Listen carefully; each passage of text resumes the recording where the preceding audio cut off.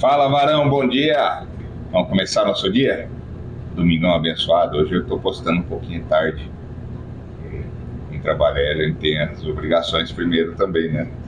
Estou aqui enfiado numa pilha de papel pensando já na minha segunda-feira. Mas, passando aqui para pedir a Deus que Deus abençoe nosso dia, o meu e o seu, queridão. Daqui a pouquinho eu vou tirar um tempo de oração e vou orar por mim, por você também, meu querido, para que Deus visite a gente, visite o nosso coração e faça em nós a diferença, né? Que a gente possa viver Deus todo dia e ter a excelência dele nas nossas vidas, né? Vamos lá, rapidinho.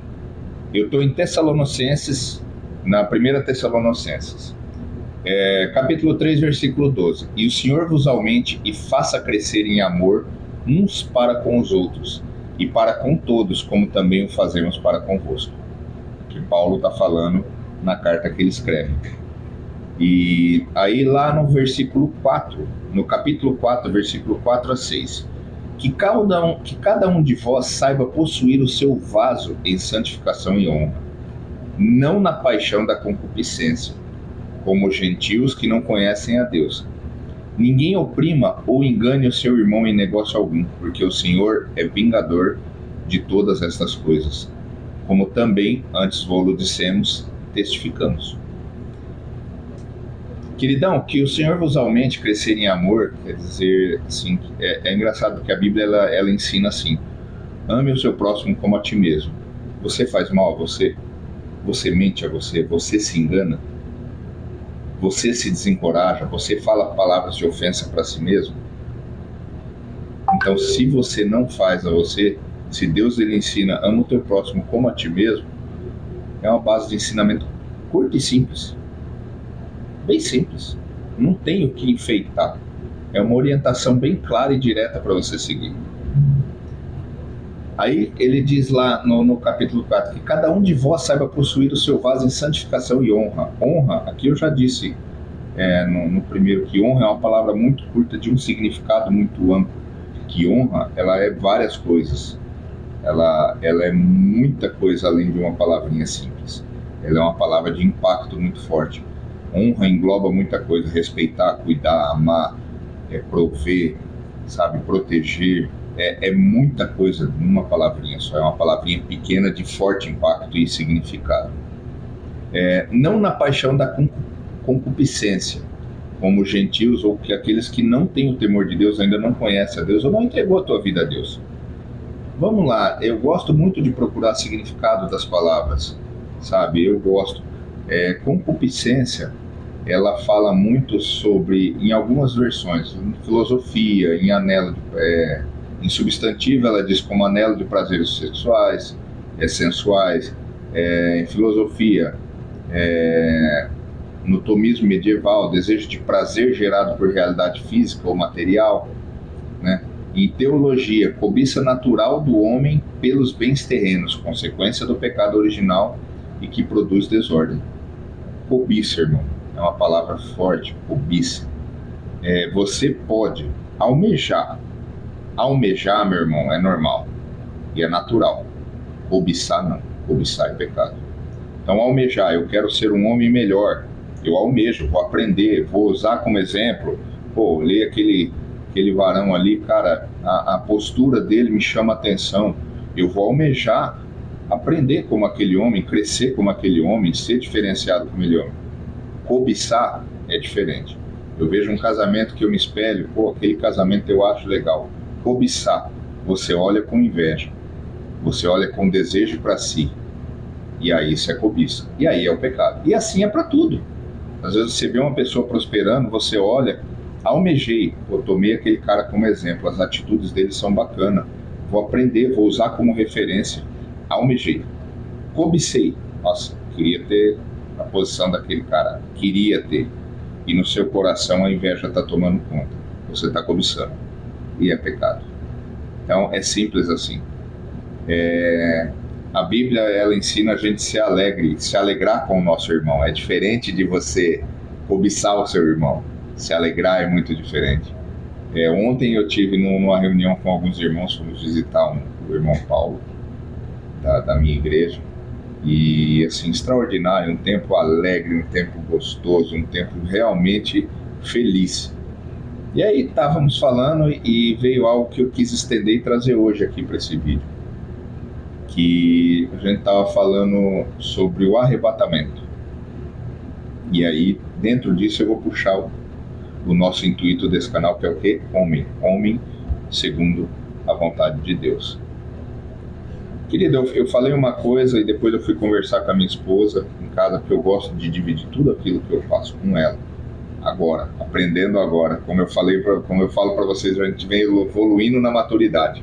Muitas coisas eu sempre segurei para mim e hoje não, hoje eu vejo que a minha esposa ela é minha parceira e eu gosto de dividir com ela. Às vezes fico bravo com a posição dela, porque ela faz um apontamento aqui e ali e eu fico bravo, mas nunca deixo de ouvir. E falo sempre para ela, mesmo às vezes quando eu fico bravo ou irritado, não significa que eu não guardei e não estou pensando. Entendeu? Porque a gente tem que ter a humildade. Essa é a sabedoria do homem, saber mastigar, aceitar, evoluir, refletir e não ser o dono da razão. Ninguém é. O único dono da razão nesse mundo é Deus. Só Ele. Mais ninguém. Ele é o dono da sabedoria. Só que a gente pode alcançar essa sabedoria através dele, pedindo a Deus. E aí ela falou um negócio engraçado. Ela falou assim, bem, todo mundo tem o seu leão. O meu leão não é mais importante que o seu. Então, irmãozão, o seu também não é mais importante que o meu também não é mais importante que o seu. Todo mundo tem o seu leão, todo homem tem a sua luta todo dia. Às vezes interna, às vezes externa, mas todo homem tem o seu leão para guerrear todo dia. E ontem eu estava nesse encontro, um encontro muito gostoso, muito prazeroso, e aí eu brinquei, soltei uma palavra lá com eles, conversando sobre arrebatamento, a gente brincou sobre algumas coisas, e eu falei uma coisa que depois na minha casa eu fiquei refletindo, e hoje eu já acordei diferente conforme isso. Eu comentei com eles assim, eu acho que todo homem, todo crente, ou todo homem que seja, crente ou não crente, ele deveria pensar assim no arrebatamento, deveria ser a primórdia. A gente consagra no nosso dia a Deus, pensa a Deus e pensar no arrebatamento. E se amanhã a trombeta de Deus tocar? E se amanhã Jesus voltar? E se você e eu não tiver o amanhã, que homem eu vou ser hoje? Que homem eu vou ser hoje? Como vão ser minhas atitudes hoje, sabendo que eu não vou ter o amanhã? Será que aquela despedida no ir trabalhar da sua esposa vai ser só um tchau? Ou vai ser um beijo, um abraço caloroso, um até logo, eu volto no final do dia, eu tô indo, fica com Deus? Aquela despedida dos seus filhos vai ser um simples vai com Deus? Ou vai ser aquele abraço forte, trazer eles para dentro do seu seio de proteção, para eles sentirem esse calor? Será que aquele bom dia para o seu amigo vai ser só um oi?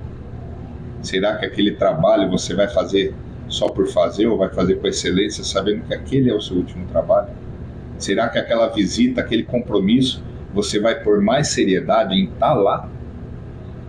Em fazer valer a sua presença lá, em honrar aquela pessoa que você vai visitar, em honrar aquele amigo, em honrar o trabalho que você vai executar? Se não tiver o amanhã, meu irmão, que homem você vai ser hoje? Como vai ser a sua atitude hoje? Aquele almoço em família vai ter o mesmo peso? Aquele tempo à mesa com a sua família vai ter o mesmo peso? Ontem eu cheguei na minha casa, quando meu filho chegou, que minha esposa foi buscar ele na firma, a primeira coisa que eu falei para ele quando ele entrou e veio me cumprimentar, porque ele sempre vem, eu falei, filho, obrigado. Obrigado pelo quê, pai? Por você ser esse filhão aí, ó, por você estar ali me ajudando. Hoje eu tive um momento de alegria com irmãos da minha igreja que é raro eu ter.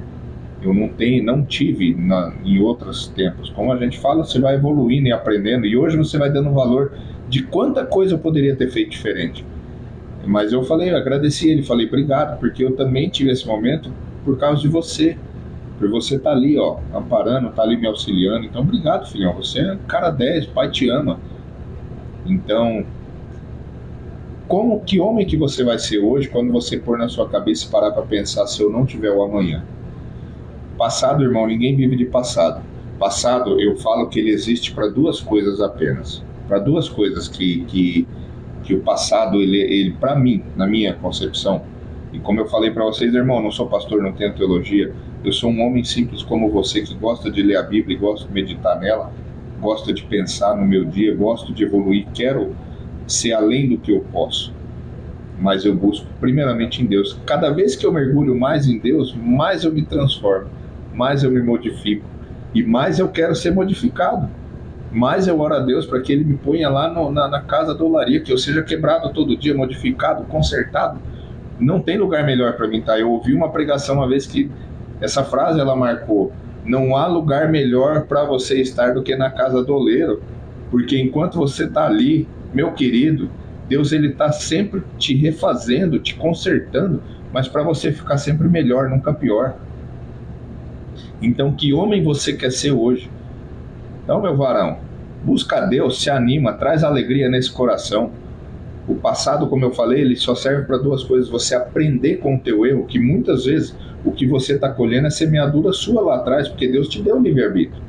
Você realmente procurou a Deus em toda decisão sua, na mais simples ou na mais complexa?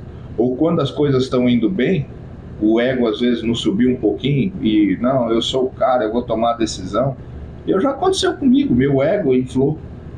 Entendeu? E Deus chegou a um ponto que Deus ele furou a bolinha do meu ego ali e falou: opa, off, filhão, volta lá, porque não é esse o caminho que eu quero para você. E aí eu colhi as consequências daquele ego, sim, dolorosas, muitas, até hoje, várias. Estou colhendo ainda muitas. Ainda tem um tempo determinado para frente? Tenho. Não é fácil, mas eu escolhi cada vez mergulhar mais em Cristo. Eu sei que isso é um tempo específico e que ele vai acabar. E o que está vindo com essa nova semeadura que eu estou pondo é extraordinário. Então o passado ele serve para você aprender com o teu erro e trazer à tua memória aquilo que lhe traz alegria. Eu uso o meu passado constantemente para trazer à minha memória aquilo que traz alegria. Sempre que eu estou numa frustração, eu procuro memórias que me trazem alegria ao meu coração. Memórias afetivas, da esposa, dos filhos, de amigos, sabe, memórias com minha mãe, com meu pai, com meus irmãos. Eu estou sempre com a minha cabeça fervilhando em memórias. Por exemplo, essa de ontem foi uma memória que eu já guardei no meu coração, desse encontro que a gente teve, essa visita que a gente fez ontem. Já foi lá no meu coração e está guardadinha lá. E vai ser uma memória que eu vou usar quando eu precisar alegrar meu coração. Que eu tiver numa situação de tristeza, eu busco primeiramente a Deus, mas Deus ele dá as ferramentas para a gente evoluir. Então, meu queridão, pensa. Se você não tiver o amanhã, dá a sua excelência hoje. Deus te deu hoje presente. Faz a diferença. Seja um homem com excelência. Busca a excelência em toda atitude. Seja ela mais simples ou mais complexa. Busca a excelência sempre. Sempre a excelência. Dá a sua excelência a Deus. Viva o extraordinário de Deus na tua vida. Ótimo dia para vocês. Até mais.